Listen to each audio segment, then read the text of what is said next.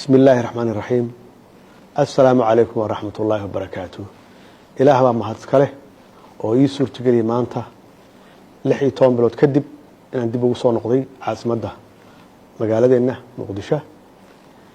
waxaan doonayaa haduu Ilaahay yiraahdo inaan ka shaqeeyo xalna ka dhex raadiyo dastuurka furan oo la doonayo in wax laga bedelo ama la dhameystiro muwaadin kasta oo Soomaaliyeedna waxa laga rajeynayaa waxa laga doonayaa ugu horeeya madaxweynaha federaalka Soomaaliya baarlamaanka labadiisa gole dowlad goboleedyada madaxdooda ee shacabka Soomaaliyeed ba inay iyagu naftigoodu ay noqdaan xalka meesha ugu dambeysana oo la rabo in la gaarsiiyana ay tahay wadar ogol ay tahay in la ilaaliyo midnimada iyo wadajirka Soomaaliyeed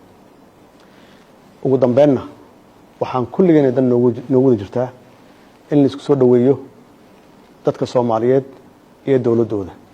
waxaan doonayaa intaan in ka faahfaahsan aan sheego mustaqbalka waan idin la wadaagi doonaa haduu Ilaahay yiraahdo. Wassalaamu calaykum wa rahmatullaahi wa barakaatuh.